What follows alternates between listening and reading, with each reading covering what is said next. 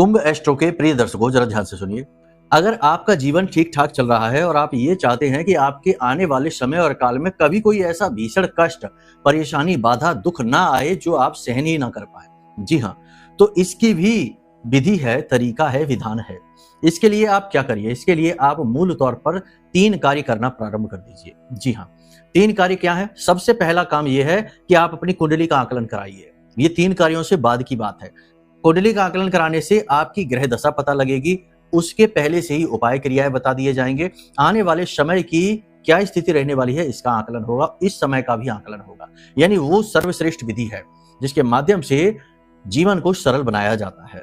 इसी के साथ साथ दूसरा कार्य आप ये करिए, जो 3 काम है उनमें से एक कार्य आप ये करिए कि अपना आकलन करिए, अपनी कमियों को जानिए, आलस्य से दूर रहिए, साथ ही साथ जो नेगेटिव लोग हैं उनसे भी दूर रहिए। आपके आसपास बहुत सारे ऐसे लोग होंगे जो हमेशा दुखड़े रोते रहते हैं, निकम्मे नाकारे लोग हैं, दूसरों की दुख चुगली बुराइयों में उन्हें बड़ा आनंद आता है। ऐसे लोगों से दूरी बनाइए। ये लोग नकारात्मकता की खाई है और आपको भी उसमें ले डूबेंगे। ठीक है, तो पहला काम ये करिए। इसी के साथ साथ दूसरा सबसे महत्वपूर्ण कार्य है कि सत्कर्म करना शुरू करिए। जैसा ब्रह्मा जी ने नारद जी से कहा था कि ज्ञान और वैराग्य को जगाने के लिए सत्कर्म करो, भक्ति देवी को संतुष्ट करने के लिए, प्रसन्न करने के लिए सत्कर्म करो, ऐसे ही जीवन को सरल बनाने के लिए सत्कर्म गुप्त रूप से करिए। जैसे कि गाय को चारा खिलाना शुरू करिए, गुप्त रूप से, प्रचार न करिए इसका। इसी के साथ साथ आप गरीबों को दान करना, जिनको जरूरत है उन्हें अन्न दान करना, धन का दान करना शुरू करिए। इसी के साथ साथ आप पशु पक्षियों का भी पालन पोषण करिए, उन्हें भी कुछ न कुछ खाने पीने को देते रहिए। इन कार्यों को जीवन में शामिल करिए। साथ ही सबसे महत्वपूर्ण चीज है कि कुत्तों को भी भोजन जरूर कराइए। कुत्तों को केतु का प्रतीक माना जाता है, उसके भोजन कराने से बहुत सारे दोषों का नाश होता है। तो दूसरा ये सबसे महत्वपूर्ण कार्य है जो आप करना प्रारंभ करिए।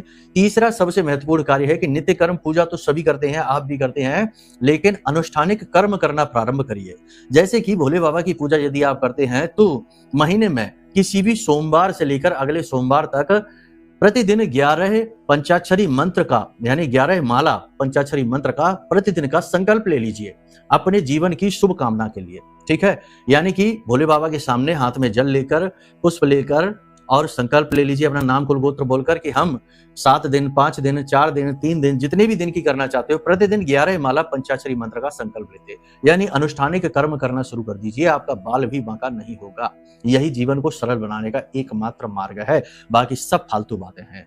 मार्गदर्शन यदि आपको चाहिए और कुछ जानना समझना है तो वीडियो में नंबर है, फोन कर लो, आपको गाइड कर दिया जाएगा। ठीक है, प्रेम से बोलिए जय माई की।